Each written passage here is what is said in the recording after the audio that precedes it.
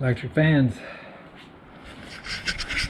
Hey, welcome to episode 61 of the Datsun 521 restoration. This episode is all about installing electric fans. I also have a lot of drama with the Weber because I finally figured out why the truck was hesitating so bad and it just got worse. The gas tank was bone dry when I bought it. It wasn't even installed in the truck. I hosed it out, drained it. Everything was fine, I thought. But after a year with a full tank in it, I drove it all the way down the bottom of the tank. And basically, I think what happened is it was varnished at the bottom of the tank and it liquefied. And it plugged up my fuel pump, the accelerator pump, filters. I drained it, flushed it. And I can't believe all that junk went through the filters. Plugged up my carburetor. Anyways, some of that's in this video. I think some of it's in the next one. But that's all fixed. So this video is all about getting the electric fans done. Learned a lot about that. Couldn't find anything documented on what fans fit these things. Plus I had to move a lot of stuff to get the fans to fit. Move the radiator, move the water pump, move the alternator, etc. But I got 2 fans in there, so like, comment, subscribe down below if you want to see more of the 521 stuff. Right now I'm working on the 5-speed.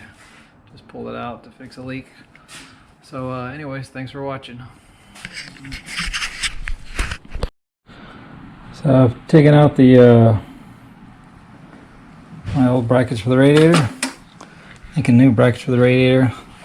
I've noticed if I push the radiator back and up, I've got almost 2 inches clearance now. I've got the 6-cylinder water pump installed and pulley, and the Titan alternator, Frontier alternator installed, new belts, and now I can actually fit this 10-inch fan. So I'm just trying to fabricate some new brackets. It's looking good. It's pretty tight. I can put on some low profile button head bolts here. But this is a stock L16 fan. I think this is like an L20 fan. And this is the electric fan I want to go to. This is a 10-inch. This came free with the air conditioning. But I kind of question its reliability for both cooling the truck and the AC. So I bought a Spal brand. It's supposed to be the best. I got a 9-inch because I had to go to their website and download a PDF with all the catalog of all the parts, look up by spec, by dimension. This one is just big enough to fit. So let's see if it does fit. Just move the radiator forward. Where's this thing go? Guess there's no top and bottom. Oh, the bolt pattern is different. Okay. Oh, it does fit that way. Tons of clearance on the fan. That's a good sign. Yay, it fits. So I could almost fit 2 of these, or I could do a 7-inch or something. If this is not enough, if that's about halfway, I could probably do 2 9s. I think that's about, it would overhang a little bit. Or I could do like a 9 and a 7. Can't put it right in the middle, but at least it fits. Okay, so my new brackets look like they'll work. I don't need to move the radiator more forward. I still got a couple more millimeters that could go forward. Just have to cut the core support. I could move it a little bit more, but not much. Yeah, everything looks good. Okay, so now I gotta figure out how to make some brackets to mount this to this. I'm not doing those stupid rivets that go through the core. Those like temporary zip tie things. So how do I connect that to that? That's the tricky bit. Alright, I finally found a way to mount a fan on here. I'm using some, oh, what was it, 3/16 rod, I think it was. 3/16 solid rod. Some scrap, like 14 gauge steel. Made some tabs. So I made 4 tabs for the radiator to hold the steel. And then I'm gonna, here's the center of the radiator. I just figured out I could actually have 2 of these. So you put that right on that line. Fits actually perfectly. Before, when I put it in the truck,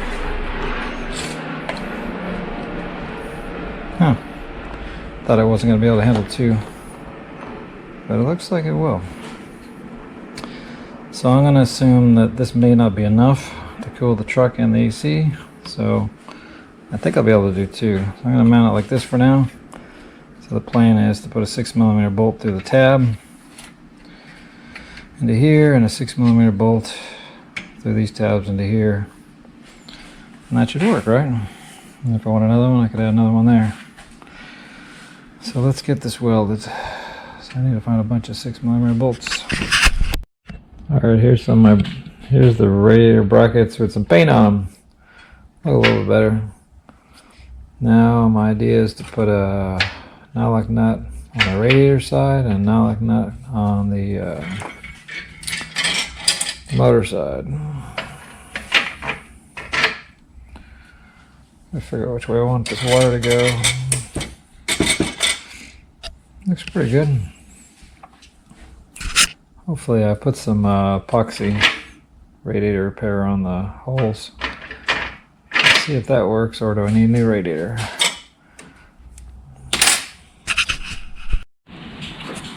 There's my new AC fan installed.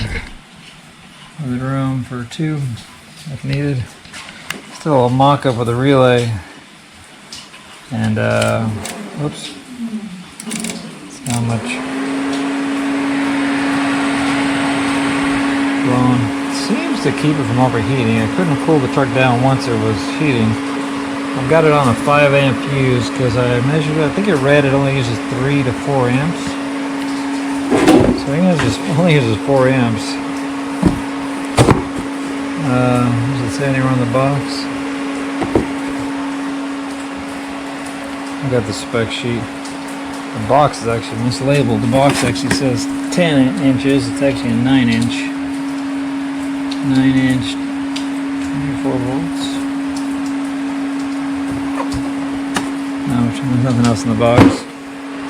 Yeah, I'm running on a 5 amp fuse just to prove that theory. I'm using some tiny little test leads. So the thing I like about this fan is that it's small. Like I said, I can get 2 of these on my thing. These are 9 inches, so that means that'd be 18 inches total. The stock one was like 12. The 620 was like 13 inches, so I'm hoping this will pull enough CFMs to cool the truck and the AC. As soon as I fix the carburetor issues, I can go for a test drive and test that theory. But for now, it's working. I think I'm gonna have to order another one of these, I don't know. Here's my problem. Basic operating temperature, 630, 700 RPM, 600 RPM. AFR is around 12, 13-ish. It will not accelerate, it stutters. If I give it gas, I'll turn on the lights. Give it gas. It's actually getting leaner. I'm leaning out. This wants to stall. It's like the accelerator pump is not working or something. Now it's 19. I'll drop back down. I've tried adjusting the choke. That's what broke this thing. I was playing with the choke. All the way clockwise, all the way anti-clockwise, no difference. Tried all different jets, bigger jets, smaller jets. Can't seem to adjust the valves. Let's look at that clittering noise. At certain RPMs, like 800 RPMs. Now it's showing 19.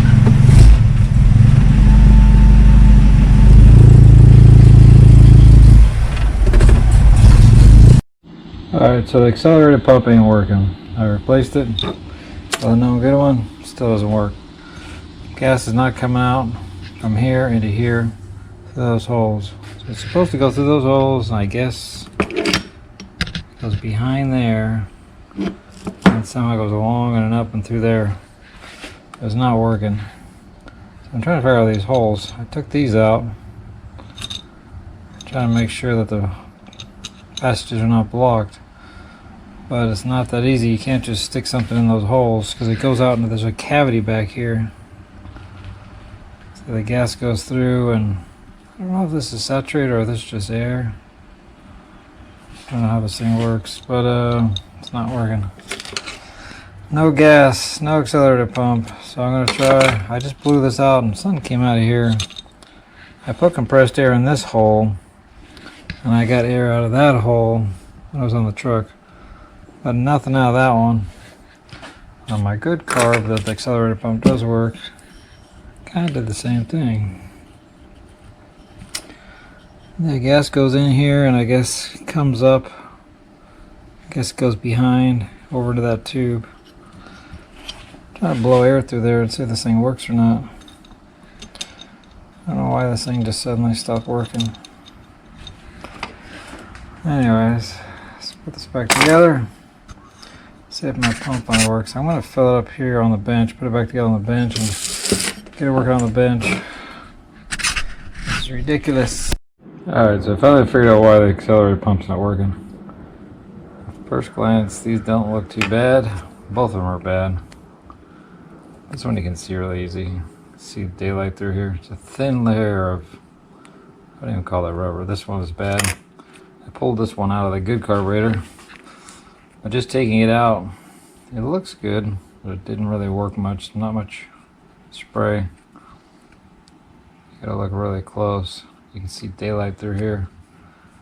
It's like a piece of cloth with a thin layer of rubber on top, like a paper thin layer of rubber.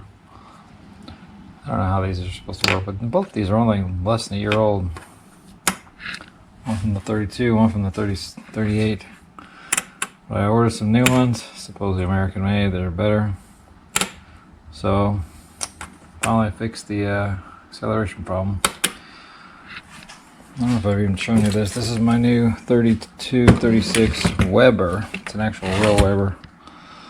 This thing's 10 times heavier than that one. This one is for parts. It was missing the accelerator pump, oddly enough, the part I need. And it does have a water choke, came with, somewhere around here. It's missing the linkage. But basically it's complete carb, so I was about to set this one up and run it. But when you take the accelerator pump out of these cheap ones, they fall apart. So it's going to put a new accelerator pump in this one and run it again, because it's running really good. It just won't accelerate. This may be what killed the accelerator pump. Looks pretty dirty, doesn't it? It was always kind of dirty, but I finally found some new filters. I had to order them. This is a Wix, and this one is a no name Auto Extra. This one says made in Taiwan. That one's made in China. Another one. Got these off Rock Auto. They had them for like clearance for like $1 or something. So I got 4 of them. So the plan is I'm going to swap this one out. See how full it is. That's usually a bad sign. It should only be like half full. I love the fact that you can see your fuel filter. See your fuel pressure. So let's swap that out. I have a brand new filter on here. This one came with the truck. It was kind of new, but I don't know how old it is.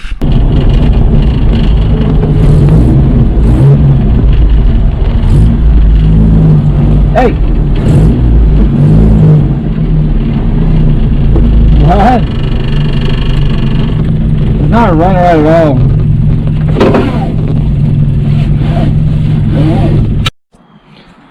So I finally ran the truck through a whole tank of gas. Now I have a new problem. The truck is hesitating. I just put a rag in my carburetor. Put a new filter on. First the filter was getting plugged. But all this stuff that's in here, which stuff's in here. Look at how much powder's in here. I guess it's plugging up the jets or it's plugging up the accelerator pump. I already put a new accelerator pump in here. It's just full of junk. So I drained the gas tank, ran it through a couple of filters, got out a bunch of little particles, put the gas back in the tank. Well, I finally figured out why this fan doesn't blow or suck that good. It's actually 24 volt, not a 12 volt. I screwed up. I ordered the wrong part number somehow. So this is not the right part number either. This is even better. So this part number is the 12-volt version of the one I bought, plus it's got a bigger motor. So it should be twice as good, right? I got two of them to replace the 24 volt. So now, let's go one in here. It's now going to have two 9s. It should be way, but this was sucking a lot of hot air out, but it wasn't cooling it down good enough. The truck was still wanting to overheat. So now I'm going to take out the 24 volt. So the motor on this new one, because there's actually like 3 or 4 fans that are like look identical in this Spal catalog. There's a 12, there's a 24, and then within the 12, or at least within the 12, there's a small motor and a big motor. I don't know if that's a small or big motor, but on the 24 volt. But this is definitely the right one. Boxes look a little beat. Yeah, that's the right part number. 9-inch S for sucking, 12 volts. And I think the VA7 is the shroud type, and AP12 is the motor type. Alright, so this is how I'm going to make my fan shroud mount. Alright, so to mount the second fan, I need to add some more tabs. So just like these, I got some scrap steel. It's like 14 gauge or something. It's already powder coated. And I just drilled a hole in it, and I grind off the powder coat on the edge and drill a hole. Just gonna put them on here, but the first step is I gotta weld, put a little dab of weld on these old bolts to keep them from spinning. So I'm gonna weld those 4, and when they cool down, I'll put them on here. I'll weld them to this bar, and then I can install the radiator again. Lifting and moments when Matthew forgot crucial bolts or cursed and rusted steel. Sure, they were about to begin. By 2022, they were ready. The Pan American Highway. Okay, so now I bolted the new tabs onto the old fan. This is the 24 volt fan, the bad one. Bolted them on. So now I've just gotta take off through here. I marked it out where it's gonna go. Centered it. Gotta remove a little bit of paint here, and then I can weld them on. Alright, so I got them all cleaned up, welded, painted. I drilled a hole in this one. This is the top. This is a note to myself. Home of the hole goes on the top, that's the bottom. Remember that. So I decided to paint the radiator black since it was painted silver. It is aluminum aftermarket. It was pretty ugly, and I had burn marks on it from welding near it, so painted it black and it looks so much better. Never liked the fake aluminum paint look. And I got all my brackets painted, and then the sprinklers went off, and then it rained. They look pretty good. These are my new brackets to relocate the radiator. And these are the 2 fan mounts. So, should be dry now. Should be able to put the radiator back in. I think, well, actually, I'll just keep touching up the radiator. I don't know if the radiator's dry. I keep getting runs in it. In the butt. This is a good shot of the side. You can see I've taken out 2 leaves. I took out the 2.5-inch blocks. I put back in a 1/4-inch spacer. Basically chopped up one of the original leaves and put it back in to give me more low. But the truck dropped down quite a bit by removing 2 leaves. So it's taller. So I raised it up by taking out the lowering blocks, but then it dropped back down because I removed the leaves, and so it's actually doesn't look like it from here, but it's pretty close to level, and it rides really good. So we're getting there. I want to get it like dead level. We'll get there.